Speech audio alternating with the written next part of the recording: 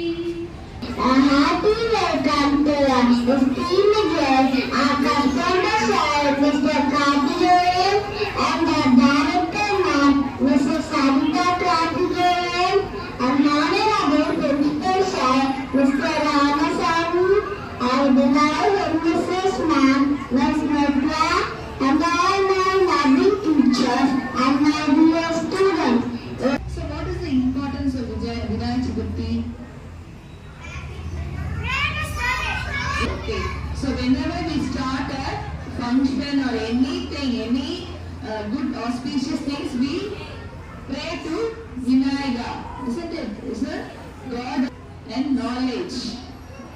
Okay, children. So it is celebrated for 10 days. Now we celebrate, celebrate 10 days in North India. We celebrate 10 days. So we decorate, we make idols, and we offer sweets. Which sweet Vinayaka likes, Ganapati likes? Like two big? Yes, we make modagam, and we offer God. Yes, kolakate sweet, yes, sweet kolakate we make, and we offer to God. Yes, we pray to God to give us good knowledge. நல்ல அறிவு கொடுக்கணும் இல்லையா, அதுக்கெல்லாம் pray பண்ணதானே. So we offer and we pray and say some bhajans. Ganapati பாட்டெல்லாம் பாடுவீங்க தானே. Okay, and after 10 days we immerse that idol called Visarjan. What it denotes is everything is temporary. We come to earth and everything is surrendered to nature at last. So that is the thing. And today we all pray to God, Vinayaka, yes, strength, wisdom and knowledge. Okay, and wishing you all a happy Vinayak Chaturthi day. Thank you, children. விநாயகருக்கு எப்படி யானை தலை வந்தது?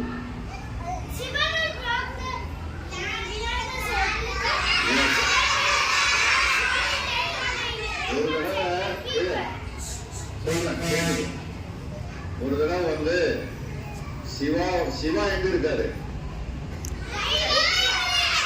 இமயமலை கைலாஸ்ல இருக்காங்க. பார்வதி தேவியும் சிவனும் கைலாஸ்ல இருக்கிறாங்க. ஒரு நாள் வந்து Parvati Devi is going to take a bath. Parvati Devi வந்து தன்னுடைய உடம்புல இருந்த